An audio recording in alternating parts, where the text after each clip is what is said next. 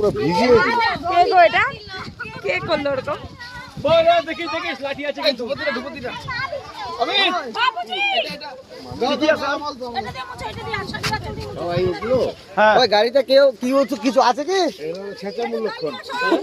এরকম বিজান দিল ওই অভিজিৎ দা আরে তুমি আধার দেয়নি, যে বললো সেই করে দিবি। কি করলাম আমি বললাম কোথায় ছিলে তুমি তখন হর হর মহাদেব আর আর মহাদেব হর হর মহাদেব হর হর মহাদেব সব বিজাই দিছে সবাইকে